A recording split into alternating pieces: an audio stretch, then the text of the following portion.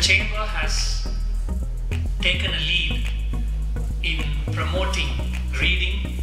We have initiated a project called the Reader's Lounge, wherein we promote reading, writing, publishing among the general population, especially the young people. So it is our pleasure to join hands with Westland Publications, one of the oldest and most reputed publications in the region, to do this book launch, the unveiling, which is a very important, strategic and critical book that is needed for this time. Without further ado, I would now like to introduce our moderator for the panel and also the author for this book. Mrs. Sangeeta Shankaran Sunesh is the Chief Financial Officer turned Business and Leadership Coach. So she's an independent director on several corporate boards.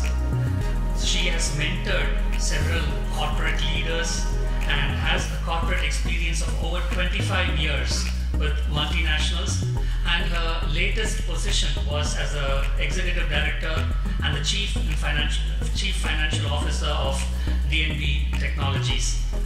Mrs. Sangeeta, she's a chartered accountant, management accountant, and has completed executive education from Harvard Business School. She's a certified coach, a TEDx, and a global speaker on various topics of finance. She has received several accolades, including a leading woman, CFO, innovator in finance, and others. And she is a professional speaker at many national and international conferences. So, with these few words, I would now like to request Mrs. Sangeeta Sunesh to introduce the members of the panel and take the proceedings forward. Over to you, Mrs. Sangeeta. Can we welcome her with a round of applause?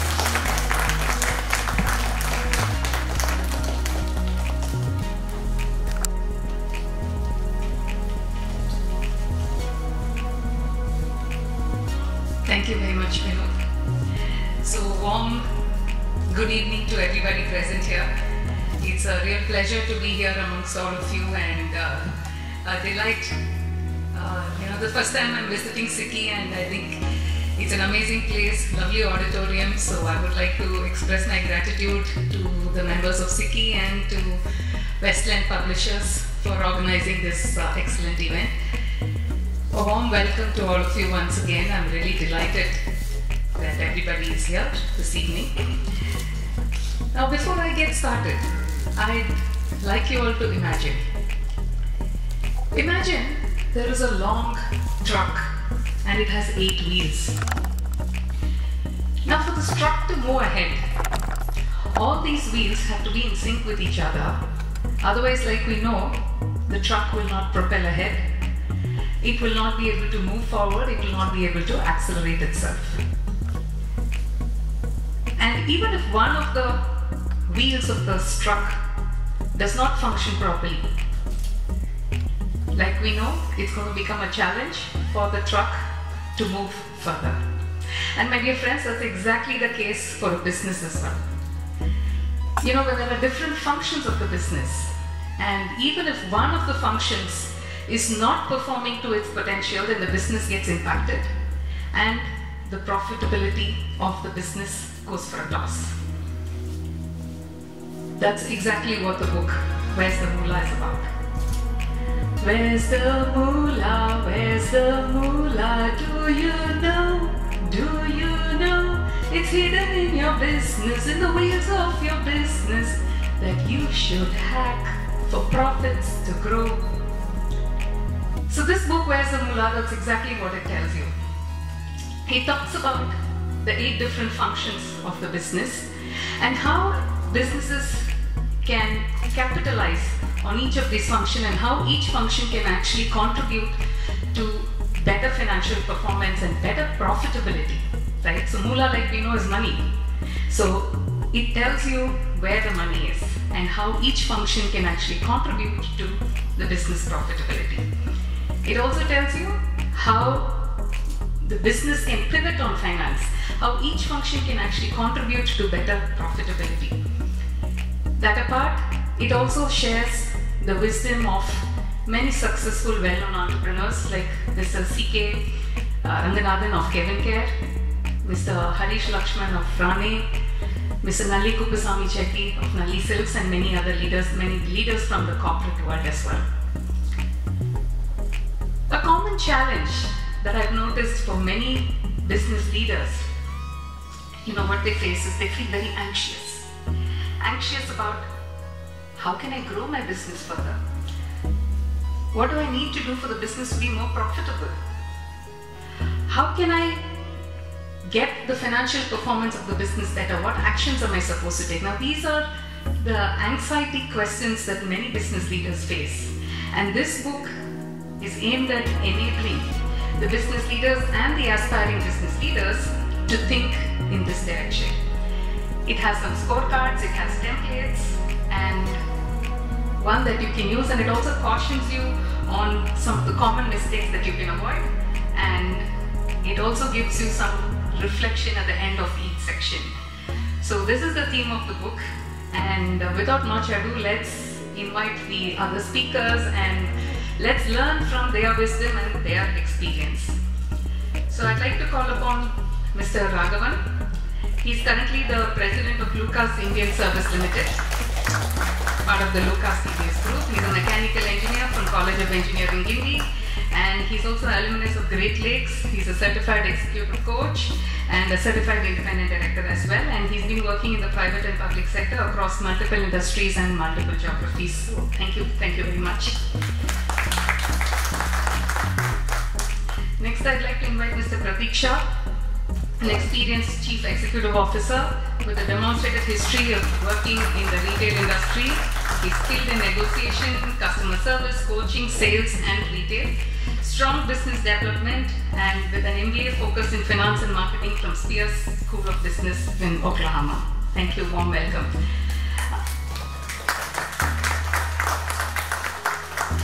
Mr. C.K. Kumravel needs no introduction, founder of and CEO of Naturals. Unfortunately, he's not keeping well today, so he just texted that and he's expressed his inability to join us today.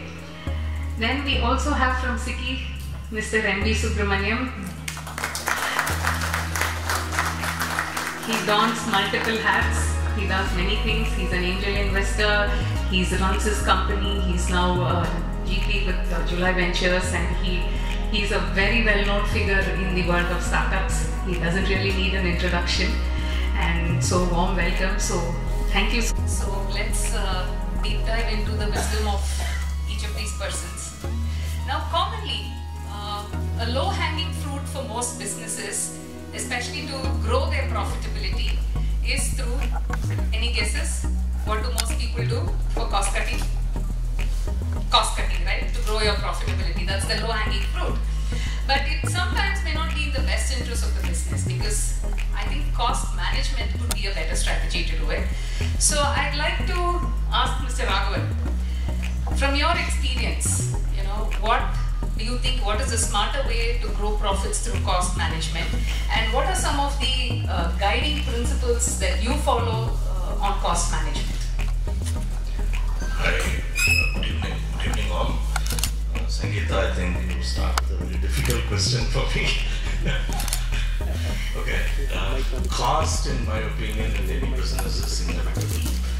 You talked about the wheels, and wheels don't come free, none of the wheels come free. And from the auto industry, I'm sure you can vouch for that, yeah. Yeah, that's right. So, see, to improve the business, and when you talk about improving the business, are we talking about the sales growth? Are we talking about the market share growth? Are we talking about productivity improvement? Everything requires something to be invested into. Okay, it takes some cost. So the question is not about eliminating cost. The question is all about, for the money that we spend, are we getting the right returns? Okay, are we getting the right output for the money that is being spent?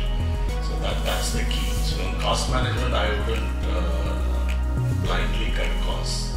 Cutting costs probably saves a few dollars today, but then it also creates future costs where the opportunity cost to the last future is really very high. So I would rather turn it on its head, and I would say business starts with an idea. Even a running business for the current year and the coming years. So what is the business likely to do? And then to do that, the business owner or the business head or the CEO or whoever is running that department or company thinks through various things that need to get done. And while doing it, an appropriate level of planning will ensure that the right cost is incurred, not excessive cost. Most of the companies that appear in the press about cutting costs by letting people go are the companies who probably mindlessly incurred those costs and they're trying to reduce it. So in my opinion, it's yes, it's about cost management, but it starts with the planning. So what do you plan to spend in order to run your business, grow your business more effectively? Absolutely great. That's some very nice pointers you have shared with us. Thank you. In fact, in the book, I have said that, for the spend management, to take care. And care is an acronym where it says C is for control mechanisms that you have to, manage your costs. A is what are the alternate options that are there. R is, is the spend even required to, take a question of that. And E is to see how the spend can actually contribute to enhancing the profits. So that is what is the care that stands for. So thank you for sharing that. Mr. Vic, yes, I'd like to ask you. Now in a business, there are specific areas I think that you need to focus for the financial growth of a business. So in the book, like I have, called it as the CSR. The CSR is not your corporate social responsibility, but it stands for your cash management, spend management, and your revenue management, because I think that's what leads to better business profitability. But from your vast experience, it would be nice if you can share some wisdom and tell us which are the specific areas a business needs to focus for better financial growth. I come from a very different background and I filled up CK's position. So she has not linked the questions to me. So probably I have to talk it from my experience. With your experience, I'm sure you have. See, fundamentally I look at the business as transforming cash from one to another. See, generally the businesses are, you have a cash, you start a business, cash travels through various processes and you again get cash. So I look at the business in this similar way that wherever the money travels and you spend money or you sales increases, you spend money there. Most of it is expenditure inside the company. The income is going to come from outside the company. So any of the spend which you are doing in the company, it takes three shapes. Either it increases the sales, or it increases the profit, or it creates a wealth for the organization which can be leveraged over a period of time. As a person who is heading the organization, if you do not have that kind of a consciousness to look at where this spend is going to impact our business, it is going to be a troublesome whenever we wanted to make adjustments or the environment changes. Without our consciousness, we do certain things. When the environment changes, we are stuck. Like for example, COVID. We are stuck basically. COVID is not a right example, but the ups and downs are there in the businesses. So you should be able to take a call. If you have the ability to understand how the money works or the expenditure being done in different function, what is going to be the impact. Because as soon as you start cutting down, you should be able to know where it is going to impact. Second thing is that most of the decisions which we want to take on the cost structures is during the planning. But when the year is good, you make changes or the investments which can be better for the future. But normally what happens is when the year is bad, we start cutting cost. So that is where we get into the problem of either it is not yielding a good result for us because already the sales is down. Even if you cut cost, the profitability is down. The second is you just have to make sure that once you cut the cost and when the things are going up, you rapidly start increasing the cost. So this is something which I always wanted to practice because I have run the company for 26 years. I got my exit last week. So I had been through this cycle continuously because ups and downs, and we have grown. Our company grew for 26 years straight. So that is something which the practice which we have done is continue to engage and look at every function through money, through the finance. Because that is only gives us the business, right? So we have to do that. People ask me, how do you look at HR as a finance? Everything is resources for us. So I just stop here, probably you can have the better way to do that. Thank you. That was lovely wisdom on money coming from Mr. Money. Thank you. Over to you. So, in your business, it's more B2C. So, what is the strategy you follow, especially like, do you even do anything on lead generation and then customer conversion? Because, when it's a B2B, it's a different way of functioning, but with the B2C, what kind of strategies do you adopt? So see, for us, the customer is not the same every day.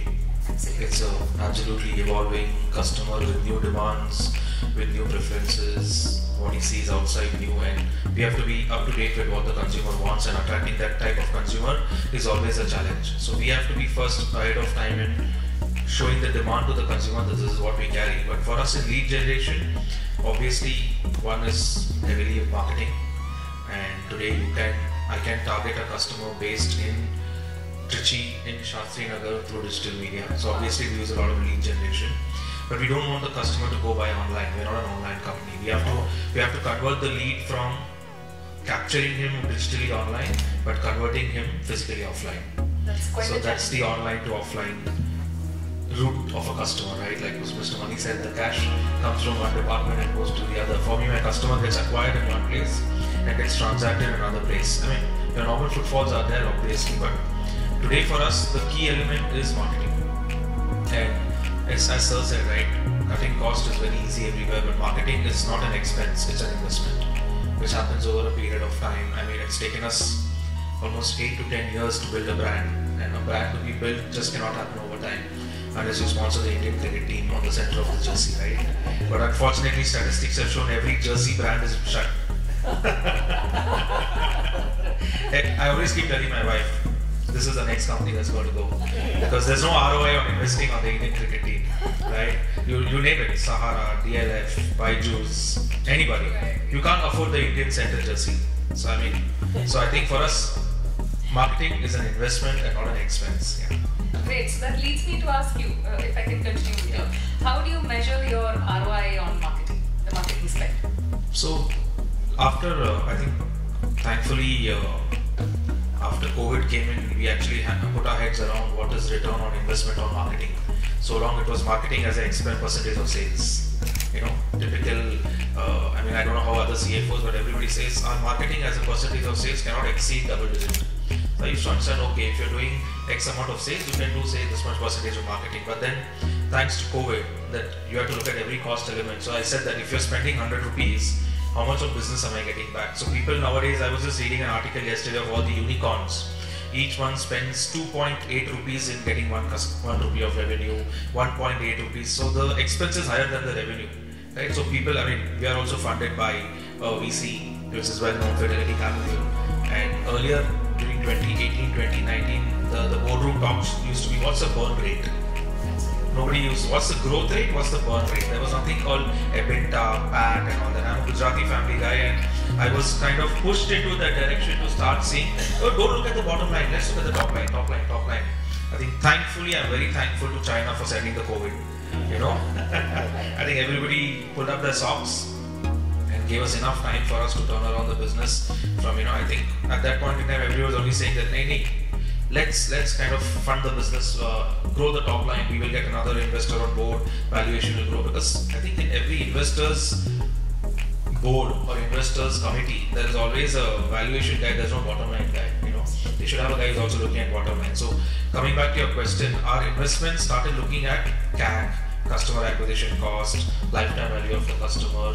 If I'm acquiring even say 300, 400 rupees, what is the average value he's buying at the store, right? And you can only measure that digitally, and it's still only 5% of our spend. It's not really very high. But we used to say that, okay, if you're spending say about $1,000 on a particular campaign or seeing 5-6 lakhs on a particular campaign, we measure straight away that campaign as to is there a growth in the business? What is the growth from existing customer? What is the growth from new customer?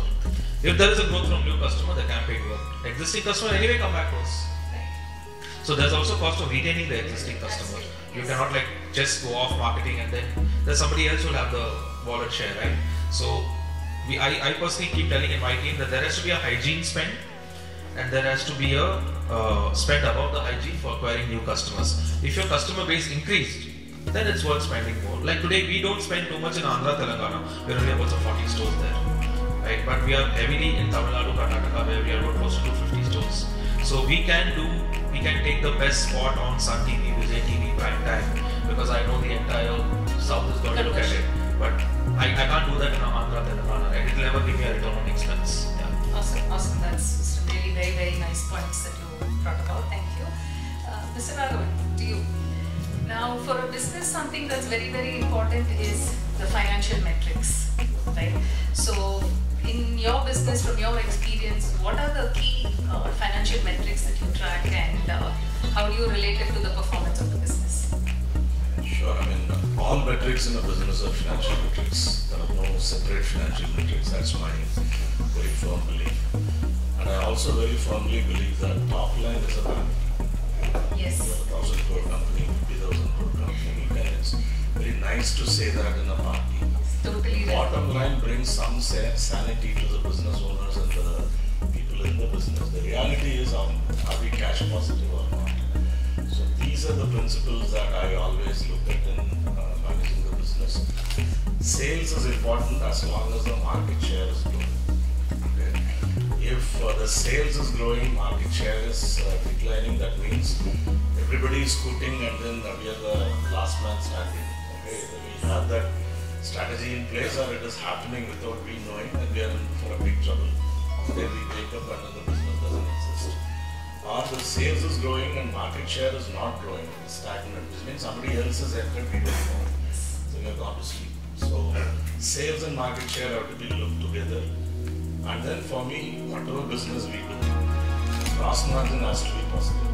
Because I'm talking more from a manufacturing as well as from a trading industry point of view. If my cost of goods sold are higher than my revenues, and I'm having a losing business. And whatever I do, I'm not going to recover that business in any stretch of imagination. So the gross margin has to be positive. Then comes along with gross margin, we need to be looking at the net margins, because between these two lie all the costs. Like I said earlier, the cost need not be looked at as an evil, but it's an investment. How are we going to leverage that investment? Okay, if I, instead of looking at cost centers, if I look at everything as an efficiency center, so do I require it? So this is where I firmly believe, and list down all the activities required for running the business and cost the activity. Okay, if I can't eliminate an activity, I need to be doing it excellently. Can you elaborate on what activity means? Well, say for example, let's say I make something which gets into an automobile, okay, and I need to procure a raw material, I need to warehouse it, store it, and I need to release just in time to produce the whatever I produce, and I need to have a customer who buys it at a price which is appropriate for the business, both for the customer as well as for me. For which the activities required are the procurement, the activities required are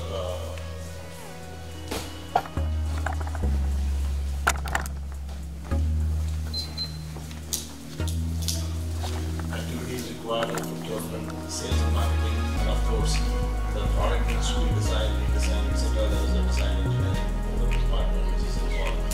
So if none of these can be eliminated, these activities I should be doing it at the best in class level for me to leverage the cost.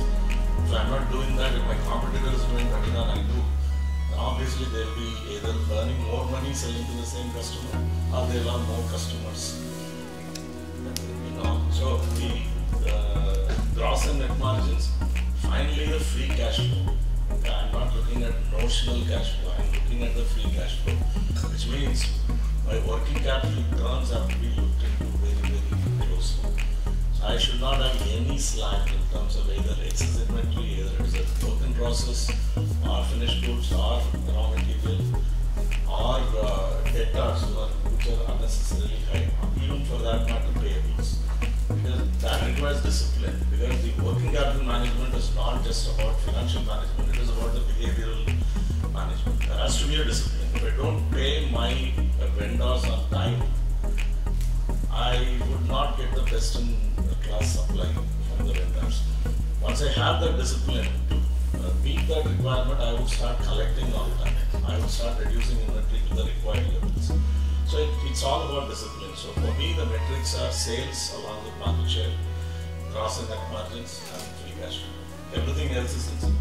Awesome. I really like the free cash flow because that's where the moolah is. So thank you for sharing that. Now, Mr. Mani, from your vast experience, what would be your advice on businesses, especially with the competition? So what should be the competition strategy that a business needs to follow? Especially, there are too many players in the market, how can they grow the market share? What things the business needs to do? What are the precautions they would need to take? I may not be the right person to talk about competition. Maybe the other gentleman can help me. But the way I look at the business is like the first thing which I like to tell all the promoters here or CEOs to have a look at least the P&L and balance sheet what we have. In my experience, there are so many CEOs who does not know where the money lies. Forget what the competition they wanted to match. See, nothing can be done about the competition outside. You can only become efficient inside. And that cannot be related to what is the competition outside. It is related to how you wanted to compete inside itself. Every function has to become efficient every year on year. That metrics is something has to be measured. This is one thing which I liked about this book is it touches all the functions inside the organization, how the money flows. Maybe somebody can differ how they beat up the competition. Beating up the competition is nothing but beating inside and find out where the competition lies within the function. Make sure that everything is efficient every year on year. That is what my answer will be, because very, very difficult for me to go and fight competition. Right. Yeah, I really love the point that you said that internally that we need to control. So probably adding on, what would be your take on managing risks for a business? Anything from a risk strategy, where should they be cautious, and probably even from a finance perspective, you can share something on the risk mitigation especially. So the risk is unavoidable in any business. So personally and even professionally, we go through these risks every stages. But can we perceive the risk and then make sure that we are getting prepared for the risk is what any business owners will probably look at. But every time I've spoken to many of the entrepreneurs, when the things are very good, even if you look at the stock market, what the people talk about, when it is going, they will say that it will touch this, touch that. When it is coming down, they will say that it will crash, and some of them are moderated. They will say that it goes up and goes down. Anyway, it has to go up, it has to come down. But when we are in the business, see, this is very, very common that unless you know exactly where we are spending at, and we have to spend for the organization growth when the things are good, not when things are bad. So the risk cannot be managed when things go down. That is very, very difficult to manage. One. The second is when we are planning, don't plan excessively for something which is not there for the interest of that promoter. He starts spending on sales, for example. I am seeing many organizations who comes and says that, sir, digitally I have spent so much but I didn't get the result, right? So they didn't even try, as he was mentioning that he tried and then he says that 5% is a digital spend. Because everybody believes that when they go digitally and they can become much better, but that is not the truth.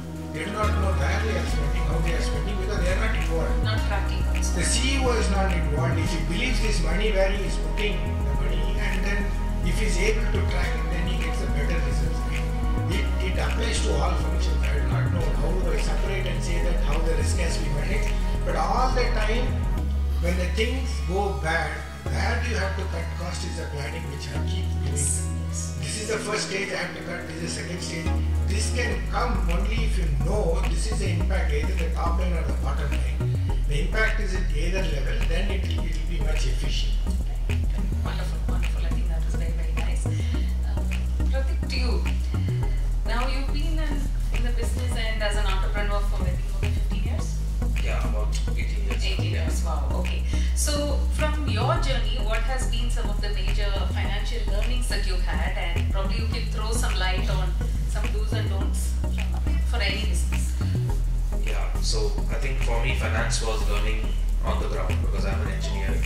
I think pursued my MBA in marketing and finance, but I didn't get great grades in finance. So finance I think is different, accounting is different, finance is different, right? So that's where, so I was, I think for me my learnings have been that first have great gross margins. Try going and buying the product from the last mile, who's your supplier. Don't have many intermediaries. The more better your, so I am more of a better purchase guy and not a better sales guy. So the better you can buy the product, the more effectively you can sell the product. Sometimes people, they don't realize that they see that I want to sell it cheap, but they never think that I want to buy it cheap. Right, very true, very true. So I think supply chain efficiencies is what I believe is the best finance practice for me as a CEO, as a promoter, or whatever it is, and you have to get that extra gross margin buffer for you to pass it on to your consumer. Point one. Second is for us in our learnings, I think we have every cost as a measure of the sales. Rental as a percentage of sales. Employee expense percentage of sales. Other expenses percentage of sales. That's where we come to a store operating profit. So for me, I have a live dashboard where if I just tomorrow morning go and open, I know what's my current store operating profit for 270 stores. Awesome. Okay, it's live. My data syncs tonight. My expenses are already fixed. Obviously, my gross margins, I know what they are. So it will tell me what percentage I'm at. And my corporate and marketing is below that. So on a live basis, on a daily basis, I will know what is my back percentage. So and business cannot suddenly go down unless some COVID or something. So you will start seeing a gradual dip if there is a dip, or a rise if there is a rise. So I think we want to be always proactive than being reactive when it comes to cost. Otherwise, it's very easy to cut costs, but it sends a very wrong signal across the entire team. When you even slightly change incentives for the staff, they start feeling that the management is trying to cut cost. And that kind of restlessness for them doesn't show a smile on their face, and they don't take care of the customer properly. So for me, I think every aspect of cost is as a percentage. And I was reading a book and some fantastic stuff that I grabbed from that. I just read the first chapter, I think yesterday. I came across the term VUCA, right? Volatility, uncertainty, and the risk and the other stuff. And also, one thing that I always follow is a negotiable cost versus a non-negotiable cost. So, I wear the hat of a CEO and a CHRO. I also take care of the HR of the company. I'm a very people's guy, right? You don't want to create a hierarchy where you want to be at the top and only your hierarchy can reach out to you. In my company, from the bottom to the top, people can reach out to me. So because sometimes people leave for bad companies, but sometimes people leave for bad colleagues. That's not the company's problem. They will leave because his colleague did not treat him properly, and that's not something that we never allow in our company.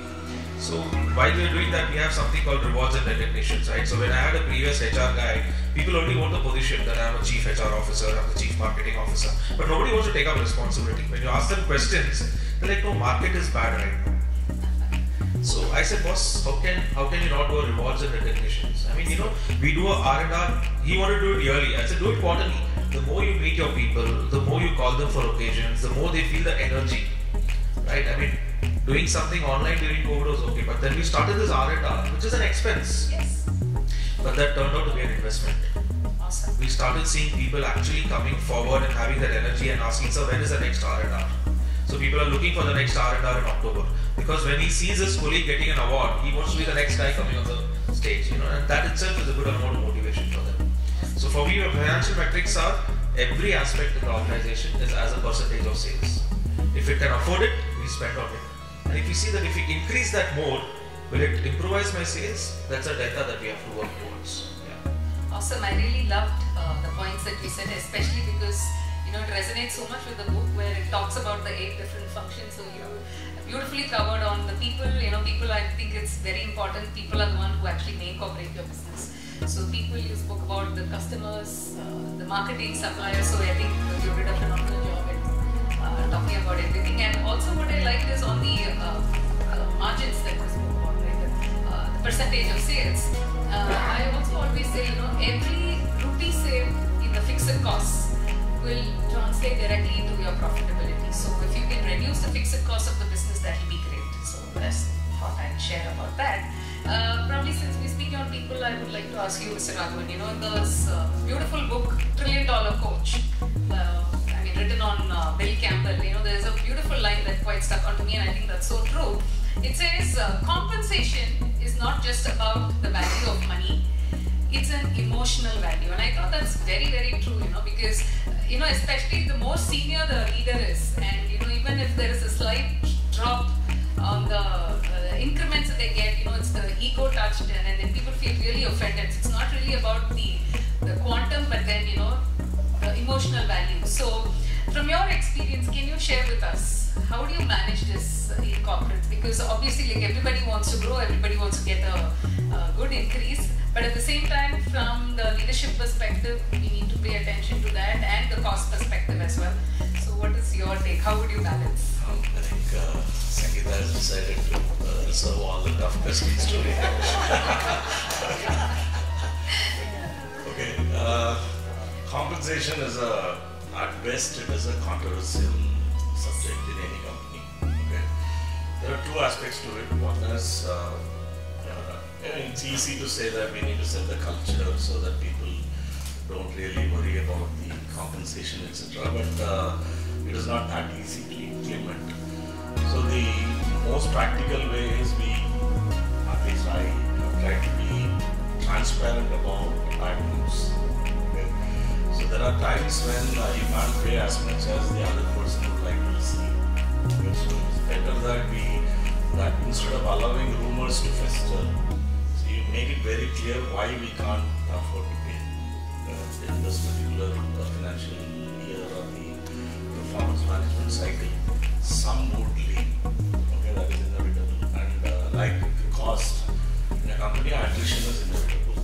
Okay, and we need to be very clear as to which attrition is okay to have and which voluntary and involuntary. Yes. Okay. Yeah. So therefore, the open line of communication, like Pratik said, about the people function is actually the function of the CEO. Okay, the CHRO probably could be doing a lot of administrative stuff to manage a lot of things in the HR function, but if the CEO doesn't own people, including hiring the key people, engaging them on a regular basis, and also investing in their own development, okay, I think then compensation comes last. If a CEO doesn't do this, then compensation is the only thing which becomes very, very important. The second thing is, many times we tend to make the mistake of reward the high performer disproportionately. Okay, but we need to be very clear whether the performer has really performed or if the performer has performed at the cost of the company's future. So some future sale has been bought or a future profit has been compromised, etc. That's a toxic behavior, and the CEO starts compensating more for that kind of behavior. Good people will leave, and it will create a lot of friction within the company. So compensation, depending on the type of company, the type of industry you are in, it is very important to engage with people to understand what really motivates them to come to work the next day. And I'm sure more than 80% of the people come back to work for the joy of it, not for the money that they expect at the end of the month. Beautiful, wonderful pointers that you shared. And by the way, Mr. Raghavan has also contributed to the book. There's an article that he's written which has been published in the book. So that is why I think I've reserved all the lovely questions for you. Yeah, thank you for that. Pratik, I would like to ask you this. Now, in hindsight, do you think there is something that we could have avoided from a business growth perspective, from a profitability perspective, or do you think, if given a chance and if you had the time machine to take you back, would you have done something differently so that the business could have grown further? Any wisdom on that? Yes, of course. I mean, we've learned out every mistake that we made, and we always feel that we shouldn't have done that, right? I think I don't know how about the others. I mean, there are some established businesses over here, but as we were a growth stage business and we got funded in 2015, 2017, I think the pedal was only on acceleration, right? So if you guys see any fast machine, the faster it goes, the more it pollutes, right? So I think it will leave out more smoke, right? Yeah. And there is more fire, there is more friction. So I think we gave in to taking the challenge. We opened about 150 stores in each year in 2018, 2019, went up to 292 stores until COVID struck, right? And if you're opening 150 stores a year, that means you're opening about 10 to 12 stores a month. That means you're like opening a third store every day. That means you're like planning for the third store today, right? The first store. So I think that kind of rush is something that we could have kind of plateaued. I think sometimes when you start, and as a CEO, you cannot put your hands into everything. So when you're hiring 10 stores a month, average of 3 people a store, you're hiring 30 people ahead of time. Okay, and you plan them for 45 days. So actually you're hiring 45 people ahead of time. And so it's a mad rush, right? So then your HR team basically just hires anybody off the field. Your BD team just goes and signs up whatever store they want. They don't negotiate rentals, they just do everything. And then everybody is just looking at top line, store count, top line, store count, right? And you as a CEO also are, sometimes you give into this, you're also charged up, you're having some, 100, 150 crores in the bank, you're like, isko to kharcha karna hai, So that's something that I shouldn't have. I should have put my foot down saying that as per business plan, I will open only 50, 75 stores. Because it's not opening about number of stores, it's about number of stores that will work. So from when we stuck on COVID 292, I took a firm call in the boardroom saying, I am shutting my stores. Wow. So from 292, we came down to 225, right? And when COVID struck us, I had to put my foot down as a CEO saying, look, I have 800 people on my rolls. I cannot let people decide for me. Let me decide for my people. And I think that was the turning point for us, saying that from now we know how to turn this business around. And because we are a high gross margin business, we are having a great brand. We created and it's not about e-commerce, so you have to spend tomorrow to get sales. We have already put the stores, the business is already there, the product is already there, the people are already there. It's not that I have to open a store tomorrow and then I have to do business, right? So I think that was a turning point for us. And I think if I go back, 2 things. One is, I've always felt challenging to get a great leadership team because of the compensation. At our point, we were having e-commerce companies throwing money off the roof, right?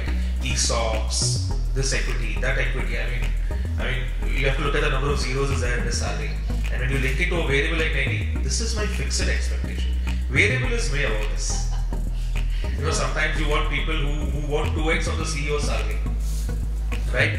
But if it doesn't perform, it's the CEO's problem. I can always find a job elsewhere.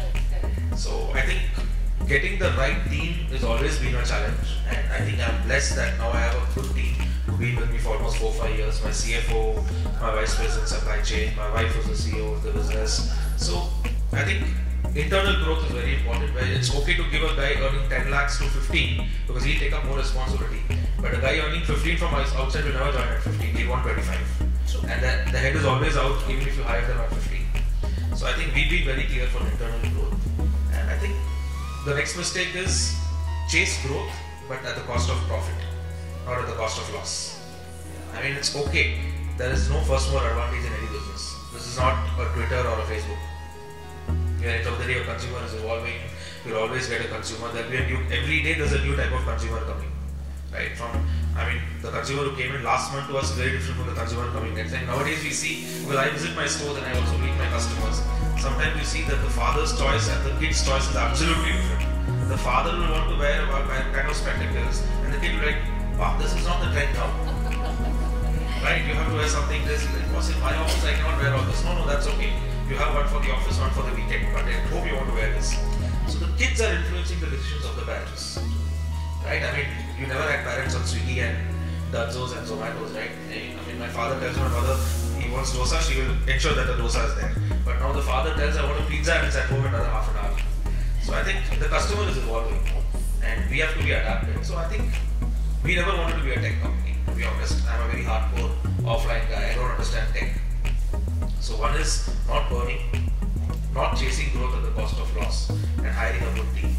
Awesome. Very, very extremely lovely points, 3 points that you shared. Thanks for that. So probably I'll build on what you said and Mr. Mani, personally I have always felt business, if it is a business, it has to make money, and therefore business has to drive profitability. Because I say, even however passionate you are and whatever, even if the business doesn't make money, then you might as well do charity. So to me, the profit is the key differentiating factor between a business and charity.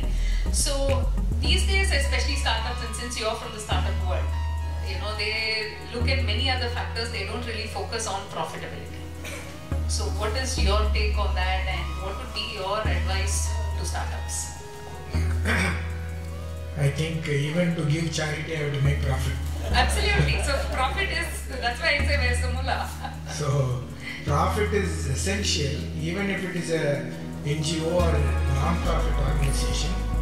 Making profit is essential. How do you utilize the profit is what changes the color of the organization, right? So I like to touch upon something which you started with them, because coming from the staffing industry, I had more than 4,000 people working for us, right? So I had a team. You asked the question, how do you manage the people? I tried few things which were fantastically well.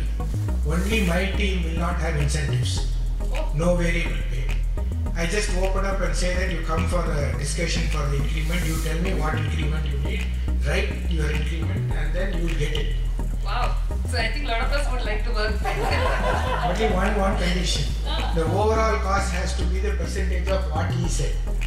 Percentage of what you wanted to achieve. Okay. But you will have that variable component where suppose you don't achieve it, you get reduced next quarter. Interesting. So then the second thing is that everybody's salaries are listed. You can have a look at it. Don't gossip. You want to achieve this, you have to do this and take this money. Don't even come and ask me. Wow. So many of the things work because I found people cannot function differently just because they have not been incentivized. The way I am working, it is the same way I will work all the time. Whether I get the money or not, compensation is something which is emotional, as rightly said. But that emotional quotient has to be balanced. That is what we check when we recruit people. The people have come and cried, stating that, boss, you are not scolding at us for not performing. I said, I initially asked you, what is your number? You said the number, you said you will perform, you won't perform. I am not there to ask you why you have not performed. So something which you tried, I found that people are very, very interesting, and everybody is like, they can perform to their core if you are able to touch upon the strengths, not the weakness. Excellent. And I had people more than 20 years still working in the company. Yesterday I had the dinner with them. People say that there was one association I had for 20 years, now you are also going, so how do we want to associate with the company? Unfortunately or fortunately, it is a Japanese company, so they don't have emotions at all. They are all the people are lost now, they do not know who is a leader. So what was the question which I had to probably... Yeah, so I was saying in the startup world especially, right, they focus, don't focus so much on profitability but all other metrics. Yeah, it depends on, see, this information comes from the people who are investors, right? Yes. So if I am investing in a company, the primary thing which I look at is a gross margin, as Shah was mentioning. Correct. If the gross margin is not there, first thing they do not know what gross margin is. Yes. The cost is something which they are not aware. The second thing, they do not know what is MIS. So you cannot expect that to happen because we are actually betting on the raw energy of that entrepreneur. This is responsibility of the investors to educate them. And before the investment, I spent 6 months with them to to educate most of the things. They come to me for, We've had such rich intellectual information being shared, practical wisdom. It's a pleasure to have such an eminent panel and to listen to them share their decades of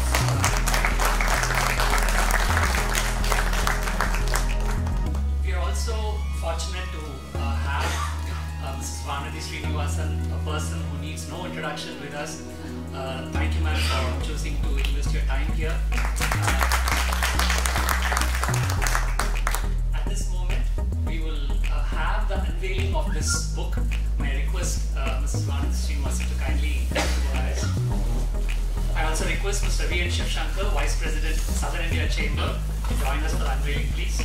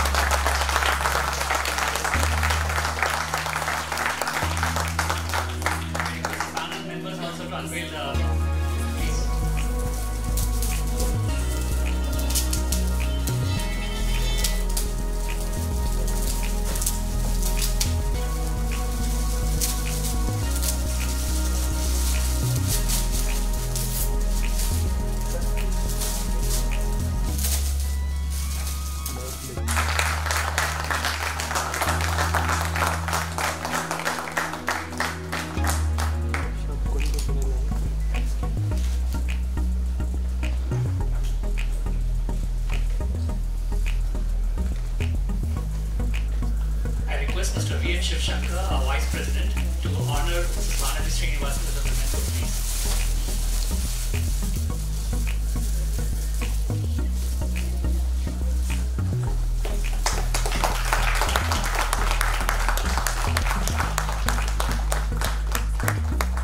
I request Mrs. Sangeeta to honor her with a shawl.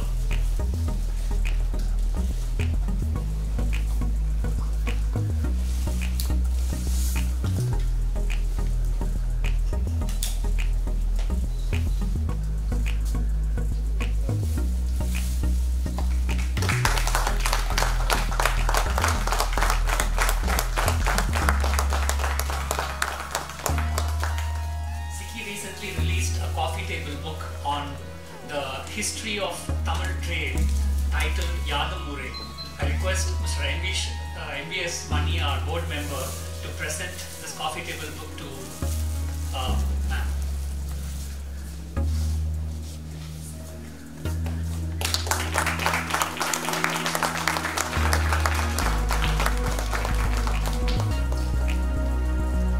I now request Mrs. Vanathi Srinivasan to say a few words.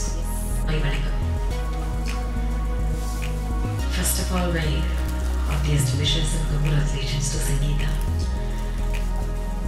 இந்த book release வரணும் அப்படின்னு சொல்லி கூப்பிட்டோன்னா first அந்த புக்கை பற்றி learn பண்ணேன். இந்த புக்கை பார்த்தோன்னா இதுக்கும் நம்மளுக்கு என்ன சம்பந்தம்? இது ஏதோ சிஇஓ இந்த கம்பெனியில் ஃபினான்ஸ் பார்க்குறவங்களாம் படிக்கிற புக்கு, எழுதுகிற புக்கு, இதில் எதுக்கு நம்மளை கூப்பிட்டாங்க, இது என்ன போய் பேசுறதுன்னு நினச்சேன். But thank you all the panelists. And whatever that you have shared, your experiences, your inputs, everything that I could relate with politics. Finance is not that it is a very remote thing that could not be connected with politics.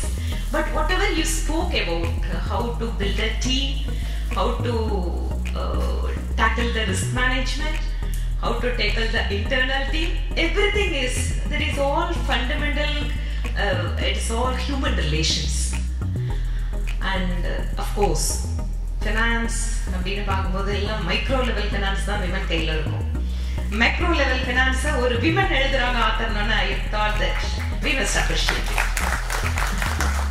வழக்கமாக வந்து சொல்லுவாங்க வீட்டில் பெரிய பெரிய விஷயம்லாம் வீட்டில் நான் பார்த்துக்குவாங்க, சின்ன சின்ன விஷயத்தெல்லாம் ஒய்ஃப் பார்ப்பாங்க. சரி என்னங்க பார்ப்பாங்க, பெரிய விஷயம் என்ன, ரஷ்யா உக்ரைன் வார் எப்போ வந்து எண்ட் ஆகும், அடுத்த பிரைம் மினிஸ்டரா யார் வராங்க, இப்போ இருக்கிற கூட்டணி எல்லாம் வந்து எது ஜெயிக்கும், இந்த மாதிரி பெரிய விஷயம்லாம் நான் பார்த்துக்குவேன். வீட்டில் இருக்கிறதெல்லாம் ஒய்ஃப் பார்த்துக்குவாங்க, வீட்டில் இருக்கிறது அந்த மாதிரி வழக்கமாக பெரிய விஷயத்த பேசுகிற அந்த வேர்ல்டில் S there is a woman who could tell about her experiences and who could tell about her suggestions about financial management. அப்படின்னு ஒரு women வந்திருக்கிறது தான். I feel that I am a person to be here to support that. Yes, இன்னைக்கு வந்து இந்தியாவை பார்த்தோம் அப்படின்னு சொன்னால் it is a bright spot across the globe. எனக்கு வந்து இந்தியா வந்து எமர்ஜிங் எக்கானமி ஆகிட்டு இருக்கிற இந்த நேரத்தில் நம்ம கண்ட்ரியில் எதெல்லாம் the capabilities that we have to build and also how to take advantage of the situation. இன்னைக்கு வந்து நீங்கள்லாம் படிச்சவங்க வெளியில் இந்தியாவை தாண்டி இந்தியாவை பற்றி எப்படி இருக்குது அப்படின்னு உங்களுக்கெல்லாம் தெரிய ஆரம்பிச்சது நிறைய எக்ஸ்பீரியன்ஸ் நீங்கள் பண்ணியிருக்கீங்க.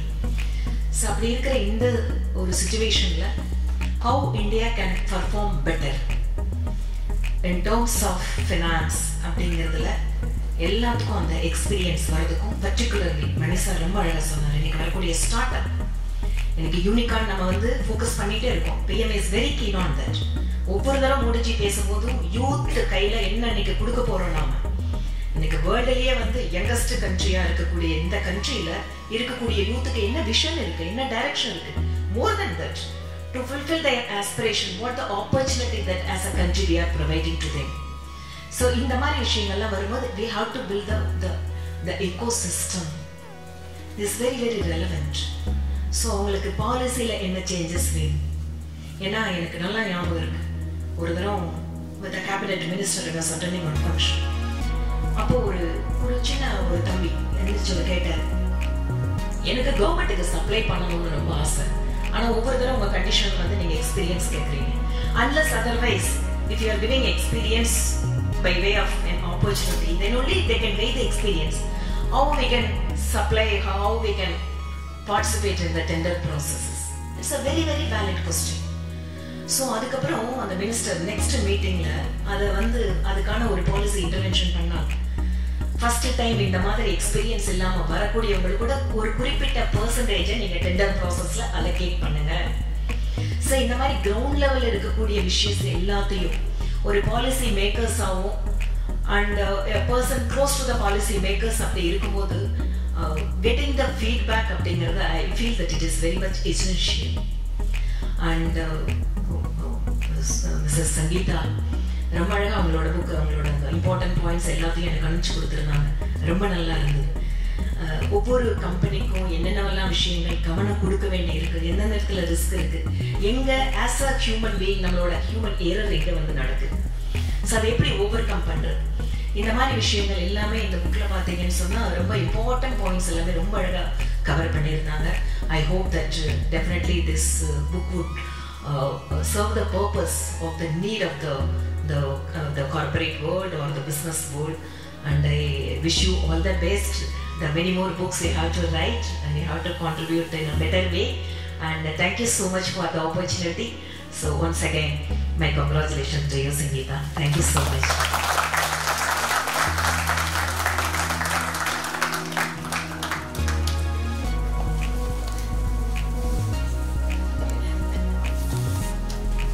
Thank you, ma'am.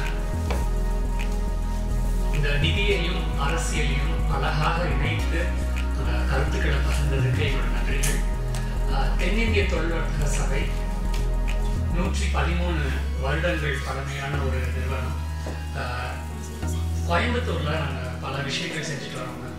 இப்போ 2 நாட்களுக்கு முன்பாக கோயம்புத்தூர் இன்டர்நேஷ்னல் பப்ளிக் ஸ்கூல் அங்கேருந்து we had a request, student delegation தாய்லாண்டுக்கு நாங்கள் அரேஞ்ச் பண்ணுறோம்.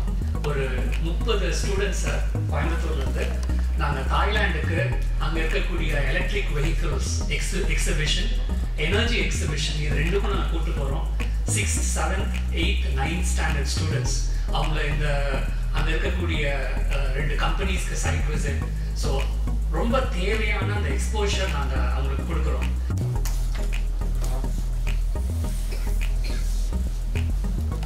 Ultimately sometimes results in revenue reduction.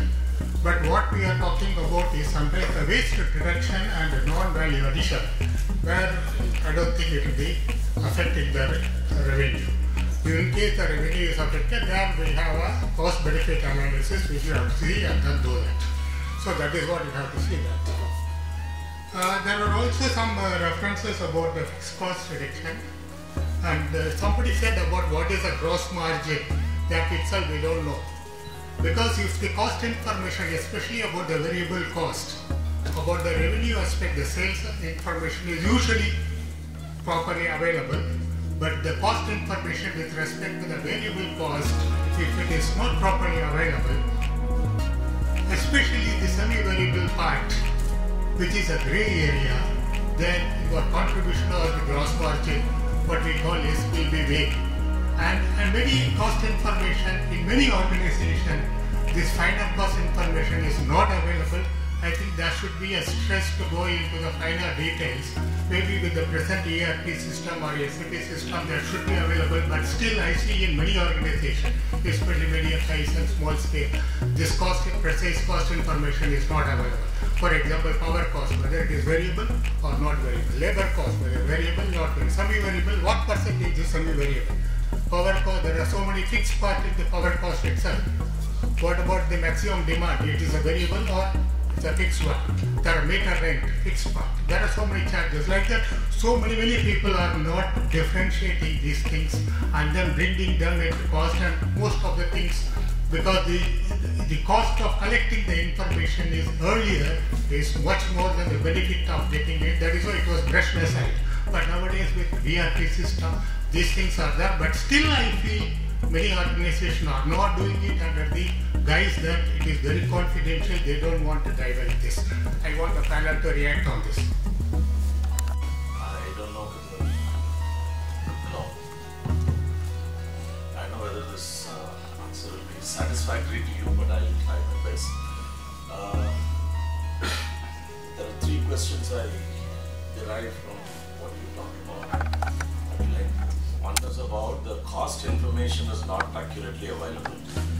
I think most of the discussion was turning around the CEOs and the business heads and the business owners. If the CEO or the business head or the business owner wants, he will get it. He or she will get it. And that shouldn't be a problem. But for somebody else who needs to take a decision, if this information has to be available, I think today, at least to the best of my knowledge, best of my experience, even I'm not even talking about SAP or Oracle or any other sophisticated ERP system, even in the homegrown systems, I've seen even with Excel sheets, cost information has been available if you want to make it available. So I have not come across that situation, so I'm not able to respond to that specifically. But the second point is about this variable cost, semi-variable cost, etc. I think my only approach to that is I can be accurately very wrong and approximately very right. Okay, so if I want to have very pinpointed information about what is semi, what is purely variable, maybe it is going to affect about 0.5% of the total thing. And the amount of time that I would be spending, the executive time that is spent in getting that, I think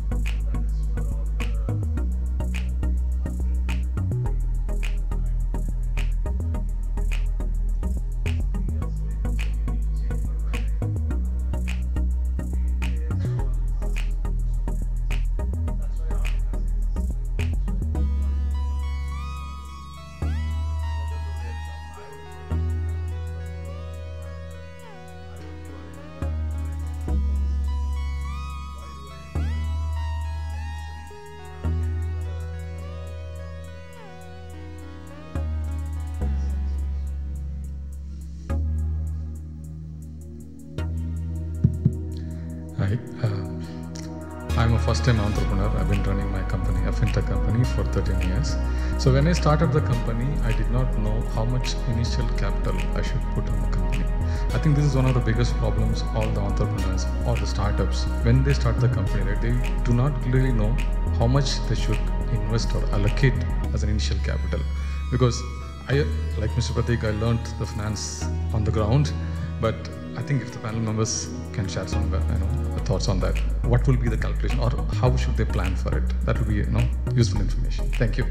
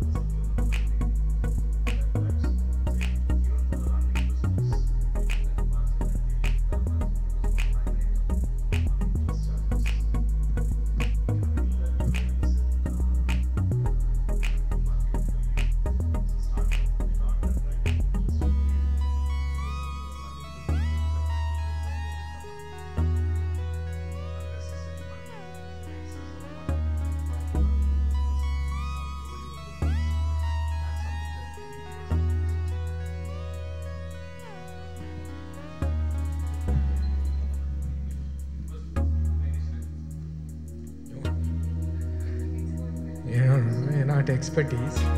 See, one thing we have to understand, I've been in this startup world for more than 15 years, been an investor there. I myself started a company, I raised money very long back in 97, 98 from the individual people. But what I saw was, it takes 10 years for a company to really establish. Either you raise money, don't raise money.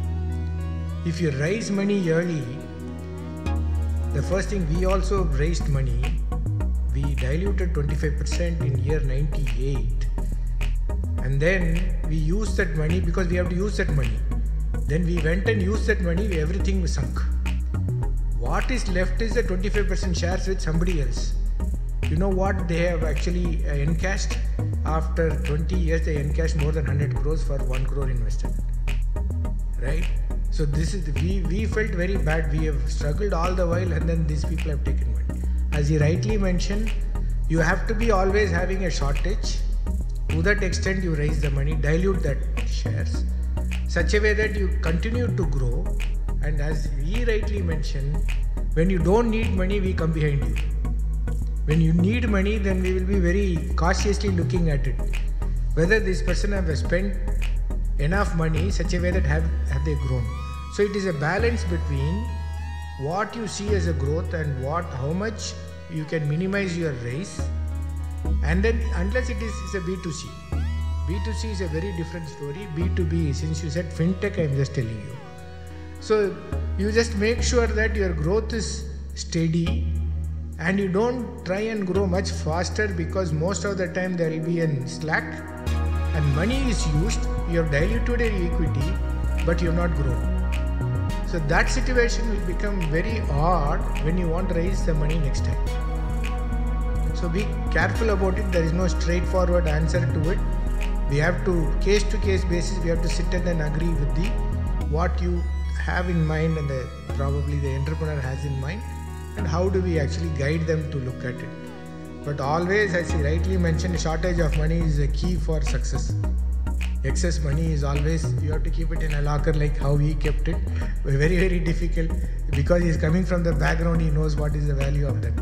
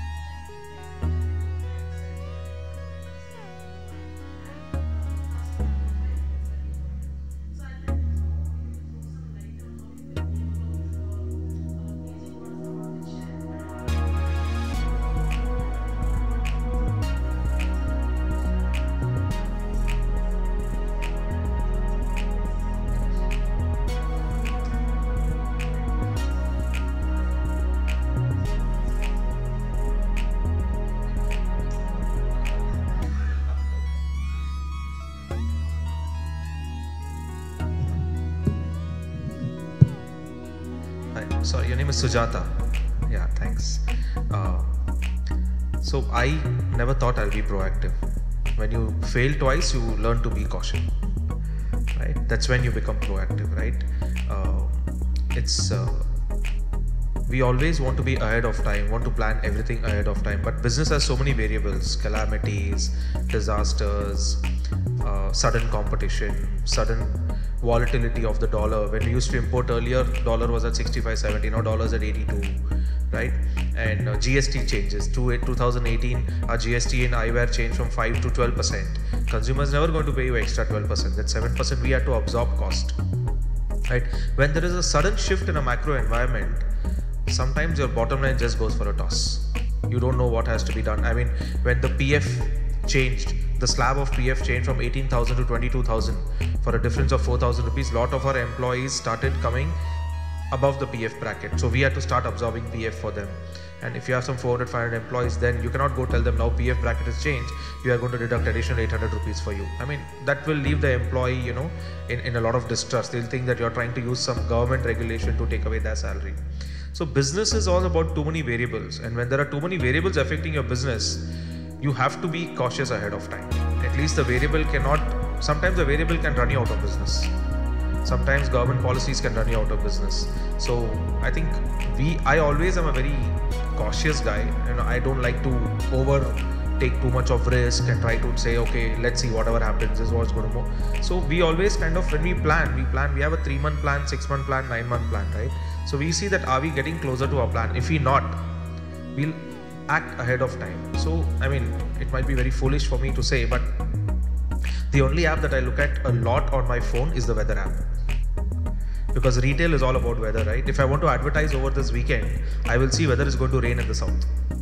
Because newspaper, the thought process is 3 or 4 days of brand recall. And if it pours over the weekend, that's it, my ad is waste. Because this is a business that you can postpone to the next week. And especially in South, people love their filter coffee when it rains rather than going out and shopping. So people will forget, right, that I had an advertisement over this weekend. So brand advertising is very, so I look at weather. My marketing team has to come and give me what's the weather for the next 1 week if they want to do an advertising campaign. If you're doing TV and everything, it's okay. But when it's coming to press, large format media, even if you want to do anything, be proactive. Is it going to rain? Is there going to be some kind of, a micro issue? Like recently there was in Mysore, when we were actually going to do a very big campaign, there was a rally of the political government over there. Like elections during Karnataka, we will never advertise then. Because people are not in everything other than shopping is the news for them. Their news is politics. So we have to be proactive. My marketing team cannot come and tell me, sir, the business dropped over the weekend because there was heavy rains over there. Then why did we advertise? My team cannot, like, my area managers will tell me if, like, yesterday in Pondicherry there was a bandh for some reason. So I will know why the numbers are low over there. So you have to be proactive. Unfortunately, retail is all about detail. I mean, in my business at least, I have to be ahead of time. I cannot give a reason to anybody or to myself also that I did not plan for the future. I have to plan ahead of time. And your second question, ma'am, was? Yeah, so you have to very clearly know who your customer is. And if you're running Chennai Gaga, I assume you are selling ethnic wear. Something like Tantra collections, right? Absolutely, right? Now you will not sell a Gagra Choli in your store or online. So you know your customer, what he's looking for. So we were very clear when we started Specsmakers. There were always people at the upper top percent, 20% who were going to the Turakyas and the Lawrence and Mayos of the world who wanted eyewear, which was luxury. The CEOs and the CFOs and the CXOs of the world. At the bottom of the pyramid were people who were going to the local mom and pop stores buying low quality, low price glasses. But there was no affordable brand. So we wanted to, I found that as a vacuum. I mean, it doesn't mean that if you have to be a brand, you have to be expensive, right? So we said this is an opportunity, and this is where the Indian shops. India is 65% middle class. There's only 2% which is in the ultra high net worth individual. That's not my customer. My customer is everybody who's looking at quality, affordability, functionality. I'm not a high fashion guy. We are not a high fashion brand. We are not the Zara. We are like the Reliance Trends, the Bata, who can go into the middle class common man's house. And that space over there is so important that even the expensive buyer will come there, and even the bottom guy will go there. It's like in flights they have 3 seats, right? Economy, premium economy, business class. A lot of times business class people prefer a premium economy. An economy guy always wants to aspire to go to the premium economy. So we have taken that mid space. So knowing the customer is very important, because otherwise you're not in business. I mean, some people will say, I want to sell everything under the roof. It's not possible. I mean, you will be confusing the customer as to what you're selling. So for us, we are very clear in where our customer lies, and we want to only focus on them. If you want to sell some other product or some other kind of price point in our store, let us start another brand. Your corporate costs are the same. It's just another store. Yeah. I would also just like to add on. So in the book, it talks about the target audience. You know, what are the kind of target audience on the section under marketing. And in fact, the CMO of Kimberly Clark has also shared some wisdom there. So I'm sure that would be useful for you. I think PC had a question. Yeah, competition.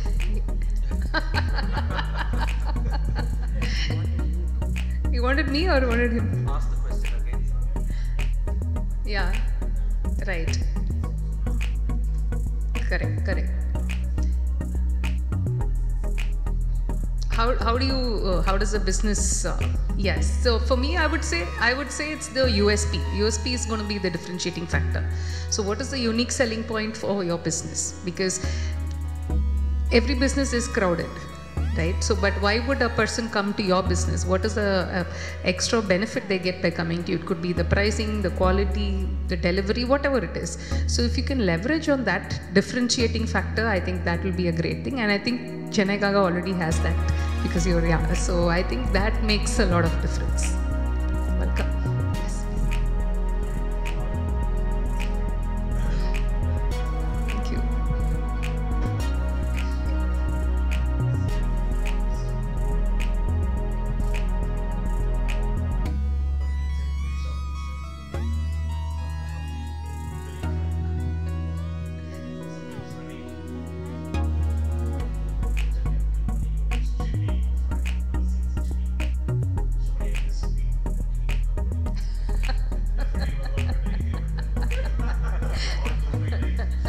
he used to run a company that got acquired, and he is also featured in the book. And so you don't have to be talking about the working. You're already giving employment.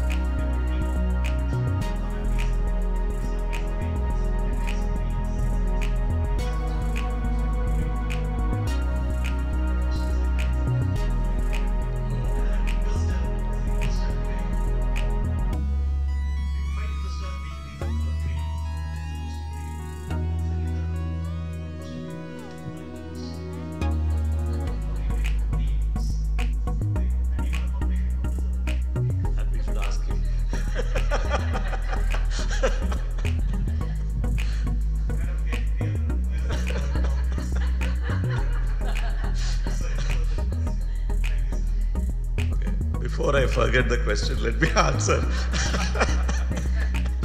Okay, see, there is nothing called a traditional or a non-traditional company. Okay, so we are in automotive space. IC engine is going, electric vehicle is coming. At what speed, what is happening, nobody knows. So some of the parts that we supply to all the vehicle manufacturers today won't even exist, but we don't know in how many years. So we need to get ready for that. Okay, so ahead of time, many things have to be done. Most of them are investments or costs, whichever way you look at it. We started moving into the electric vehicle space probably 10 years ago, even before electric vehicles existed, in the sense that preparing for motors, the DC motors, controllers, power electronics, all that. So there is a lot of work which has gone in. So there is a growth in intellectual property, the patents which have been achieved, and then the manpower that has been trained. I would also like to say one more thing. The growth what we see is even in the traditional business, my customers expect the cost to go down by some X% year on year, and that would put pressure on our own business. Okay, so how do I make money out of it? I can't go back and tell my employees that we will not be giving increments. Okay, so we need to manage within that. So the growth happens in how do we improve the cash turns, how do we reduce and eliminate waste, as the gentleman had asked. When we have been practicing TQM for God knows how long, probably we were one of the early Deming Award winners in the mid-80s, and then again some Deming Challenge in 90s. So the journey is ongoing. Okay, so whether you are a traditional company or a new company, there is a pressure for some growth. If not top line, something else need to grow. Okay, so therefore that would probably be my answer. My question was around the investor returns, right? So I think that's why we went to investors and not to banks. A bank will tell you I need this 12% debt. That's a guaranteed return. An investor takes a risk, obviously, but obviously it's always a challenge to balance. I think when you give the investor a pitch, you're giving them basically a 5-year plan. And when we got funded in 2017, we never knew 2020 there'll be a COVID. How do I put that in my business plan? I can never, right? So you can never plan for uncertainty. Even when you give a plan to the investor, he will also do a discount on that and say, this is what I expect him to grow, but if he grows better than this, that's fine. That was a very good question. One of the investors, a very close friend of mine who is with Sequoia, he asked me when we had gone to Greece together. He asked me, Pratik, I'm okay to invest in you, but you are the only front runner in the company. Say you and your wife are going somewhere and traveling and the plane crashes. Where does my money go? Simple question he asked. That's the day I decided to build a team, right? Because you cannot be the sole pivot on which the company stands. A lot of promoters love to come forward and show that we are the face of the company. You know, a lot of advertising agencies come and tell me, sir, you should act in the brand ad and you should be the front face of the brand. I think the brand should overcome the person and not the person overcoming the brand. Right? That's very important. So for us, I think as investors keep asking us that question, what kind of return should we get? If somebody is expecting a 3x in 3 years, I mean, that's like go to Vegas, right? Why invest in companies? They have this term called spray and pray, right? They'll invest in 10 companies and then they'll pray sitting in the boardroom. At least one will become a unicorn, one will become a soonicorn, and then 3 will give good returns and 5 will be written off. But I think now it's becoming the gonicons and no more the soonicorns, and you know, so we never commit to anything, and balancing is very important. It's a fiduciary responsibility of a CEO to create shareholder wealth, and because if you do that, you also create wealth for yourself, right? And you don't have just one investor, right? You have a cap table, you have a lot of people from the early entrant who really betted on you as a entrepreneur to the mid-level HNIs, to the VCs and to the PEs. So I think as a CEO, it's my responsibility to create shareholder wealth, which is fair and square for everybody. And I don't think the only way to balance it out is to adhere to a very stringent business plan and to ensure that the delta can be upward of 5%. But you don't want to give an over-ambitious business plan and then try to take more money from people. And it's better to under-promise and over-deliver than over-promise and under-deliver. And that's the motto that we follow. So if somebody tells me that let's open 150 stores, I'll say let's start with 50. That's when we will land up at 75. It's not about opening number of stores. It's not how many new customers are you getting, what are we going to implement on technology, what are we going to implement. So growth happens in a lot of places. Like Sir said, it's not only about financial growth, revenue. So we measure something called brand study. What was our brand 3 years ago as a top of mind for a customer? What was it last year? What is it now? Even the brand is an intellectual growth, which is intangible, which over a period of time will create a lot of value. It's the cost of replacing, right? Today, if somebody has to come and start 300 stores in the south, they will take 5 years. And they might as well, you know, look at how much will I need to invest and then how much of marketing has gone into this brand. So I think for us, growth comes at a cost, and that cost has to be measured. And we only question in the boardroom always is what is going to be the SSSG, same store sales growth, right? If you're going to open 100 stores in Chennai, where will you get same store sales growth? Your stores are your own competition, right? It's about market share then, right? So we focus on cluster growth. We focus on looking at, you know, what new products can be introduced, how to bring in all those types, you know. So these are the talks we have with our investors and say, this is how our shareholder wealth will grow. It's not just about adding stores and stuff like that. Balancing is difficult because even on the investor side, there's always, over there also there's a churn, right? End of the day, they are managing somebody else's money. You will have some guy sitting on your cap table today. The fund will be the same, but he will move to another fund and another guy will come in.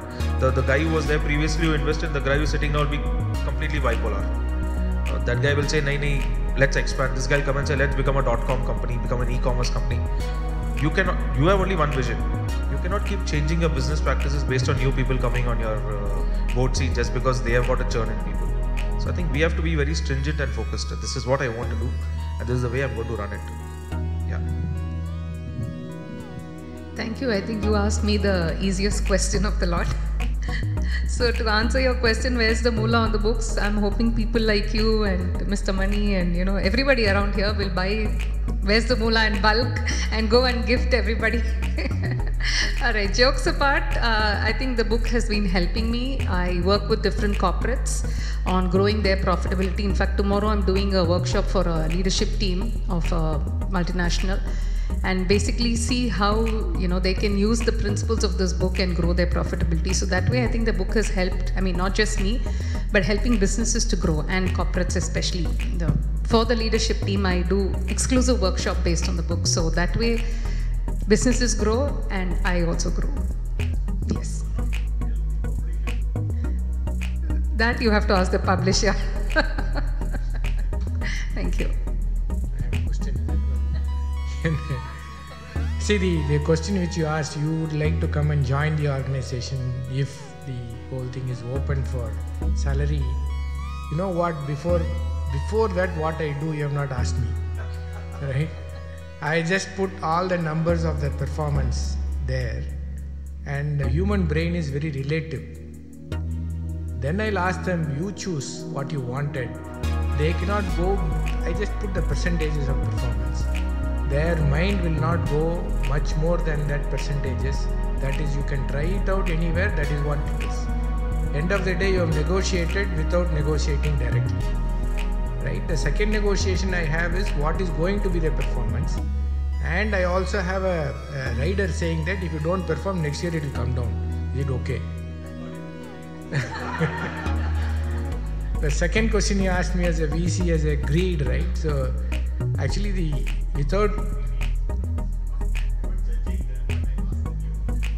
Actually, VC does not have all the money of there into the system, right? So somebody else, like LPs, and our tax money is inside that VC company. Actually, if you really look at all the Indian venture capital company will have participation from the government fund around 30%. So if it's 1,000 crore fund, 350 crore come from the government. Rest of it is from, some of them from sovereign funds, some of them from insurance. So we have that responsibility to make sure that that grows. We may find Pratik, if we had a different partner, and probably if that goes, one goes north and one goes south, then we are into trouble. So we have to be really, in the sense, the greed only actually made this country to grow much faster, and greed only makes the stock market grow faster, and that is something which we have to make sure that the money which has been given by the LPs, we are able to return back with some decent percentages, because what we expect is little more than a mutual fund what can be offered. Otherwise we will not be able to attract it. The mutual fund offers us around 13-14%. So we can say 18 to 20% is what we expect to give back. And that is how the statistics work.